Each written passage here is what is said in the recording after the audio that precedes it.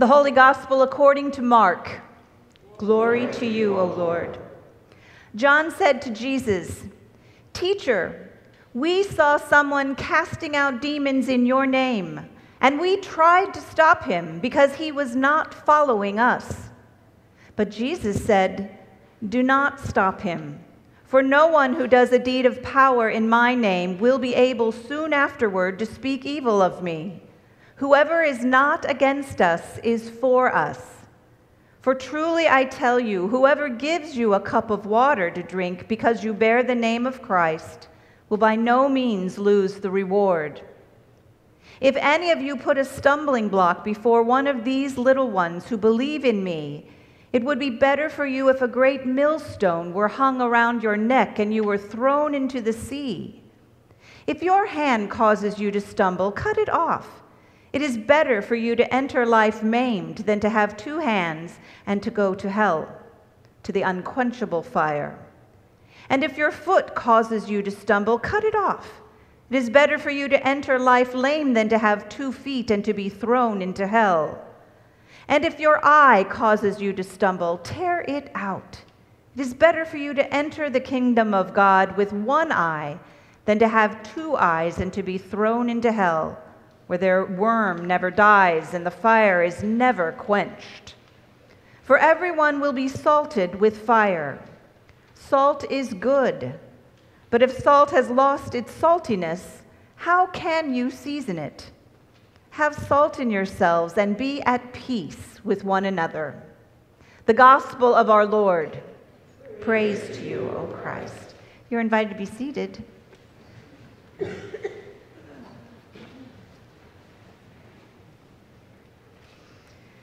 Grace to you, and peace, peace, peace from our Creator God through Christ Jesus, our master bridge builder. When my nieces and nephews were little, one very rare treat for me was able to take them out for some one-on-one time. For one of my nephew's parents, that meant waiting until he was big enough to use an easily transferable car seat. You know, I always assumed it was because back then I drove a Sebring convertible, and my sister-in-law was just a wee bit protective. Off we went on that first outing, and knowing how much my nephew loved cars and trucks and anything with wheels that go round and round, I looked forward to hearing his reactions during our short excursions on the roads of Indianapolis. But imagine my surprise when I kind of was checking on him, looking in the rearview mirror, and noticed that while we were chatting, I saw his eyes move quickly away when I looked back to see him. And then I checked again, and it happened yet again. It became apparent to me that he wasn't watching out the window as we were discussing the things that were going by or talking about things. He was very intently focused on me. And it wasn't just me, but as I kept checking, I'd see he was looking very directly on where my hands were on the steering wheel. And then, even more specifically, I caught him looking just past my shoulder, right to the speedometer. Intently.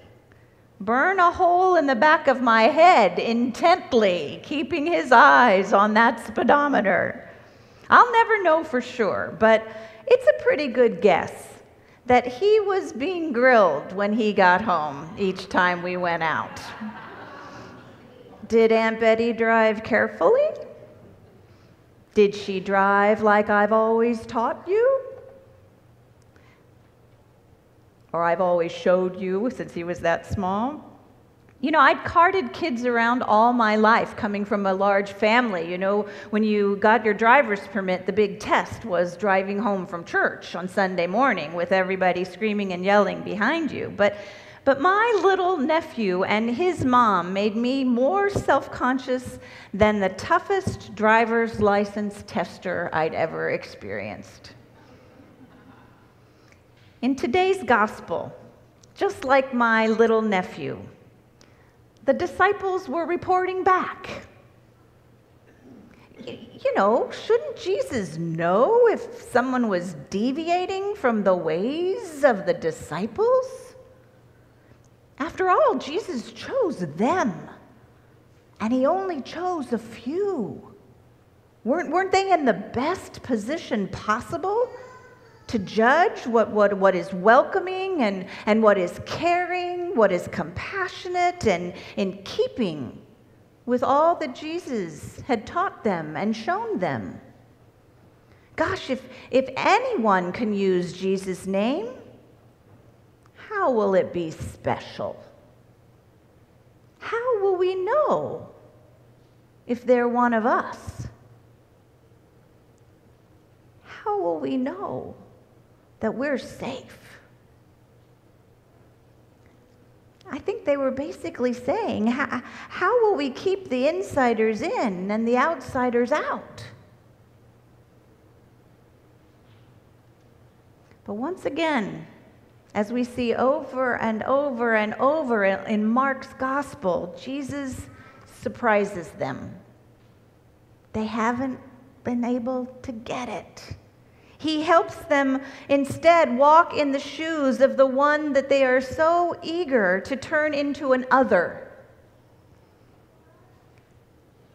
He helps them to see things from that perspective. And he says something that just, frankly, when you sit and meditate on it, blows your mind. Whoever is not against us is for us. It's so much easier to understand. Whoever's against us is not for us, isn't it? But whoever is not against us is for us. The game theory folks would be up in arms. Jesus is not looking at things from a winner's perspective. Once again, he's kind of lifting up the losers. Just like that powerless child he had just placed in their midst when they were arguing about who was the greatest. So then he after he puts them for a moment in the position of thinking about things from a whole different angle, he then expands the circle even further. He explains that folks don't even have to be using his name directly. All that's needed is that they be a part of humanity, one of our brothers and sisters, and with the ability to show compassionate care, no matter who they are, how they worship, where they live, and whether they do it the way it's always been done before. From the very beginning, we hear in this gospel lesson that the followers of Jesus have been really, really good at turning others into outsiders and making those who are the most vulnerable feel less than. Brothers and sisters, we just went through yet another gut-wrenching week of national sharing for anyone who was tuned into it at all. And one frequently posted comment that I saw was something to the effect of, if you don't know someone who has been abused or has been deeply made vulnerable by another human being, it's because they don't trust you enough to tell you about it. Wow. Point made. Despite all of the many, many things to lament that have triggered trauma and will continue to trigger trauma in our political, our corporate, our family, and yes, even our church systems, I come to you this day saying that we can still see tangible hope, because things that many of us have been taught that are too shameful to discuss are coming to light. And people that once were considered so vulnerable that no one would ever listen to them are learning to speak in ways that some of us who have never heard before are finally hearing. We can give thanks even in the midst of this difficult time that in healthy ways, there are stumbling blocks and millstones that are being removed from so many of our brothers and sisters, our siblings in humanity. We can trust in a God throughout all of this, that through the freedom of forgiveness, through the gift of grace, promises to cut it out. Not just the sin of abuse and violence and any number of things that make us turn inward and pull the circle closer, but all sorts of ways that we other, ways that we are prone to do in othering, that also results in the barriers of silence and shame and isolation and, yes, abandoned community. When I think about my tendency to tighten the circle with self-consciousness or shame or whatever else, it sure puts that gospel tune in a different light for me. Maybe Jesus wants that circle to be broken right here now, right here. How else will we truly be able to pass the salt that seasons all of us and be at peace with one another?